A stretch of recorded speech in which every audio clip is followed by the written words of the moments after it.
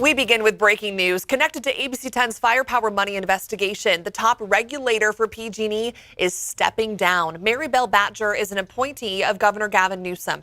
In an email today, she told agency staffers she plans to resign as president of the CPUC at the end of the year. Batjer helped the Newsom administration orchestrate a complicated bailout of PG&E after the company committed 85 felonies in the Camp Fire, which destroyed the town of Paradise. And ABC 10's Brandon Rinneman is leading our Firepower Money investigation. Brandon, you've reported several controversies at the CPUC under Batjer's leadership. So can you explain why this matters and what happened? The CPUC affects the lives of just about everybody. It sets the tens of billions of dollars in utility rates Californians pay. And the PUC is supposed to keep for-profit monopolies in check by assuring we get safe, reliable service at reasonable rates. Marybel Batjer came in during the PUC's investigation of PG&E's role in the deadly Camp Fire, which, as you pointed out, turned out to be a crime. 85 crimes, in fact.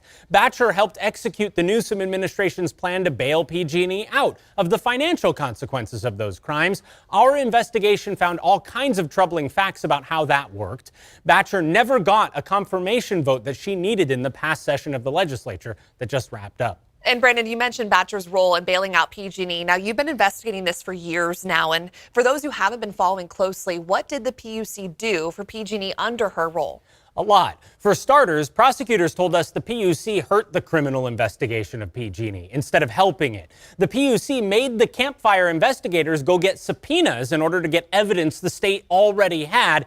And even though it set them back by months, PG&E did end up pleading guilty to 84 felony manslaughters. The PUC's own separate investigation found that PG&E committed safety violations, killing more than 100 people in the Camp Fire and several others. Batjer and the other commissioners voted to waive PG&E's obligation to pay a $200 million fine in order to help the company get out of bankruptcy. Then the PUC misled the public into thinking it imposed the biggest penalty ever against PG&E.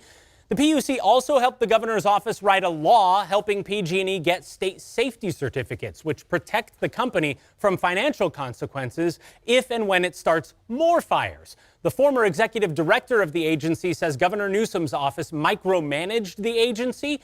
We found evidence to support that, showing that the PUC submitted its work to the governor's office for, quote, approval.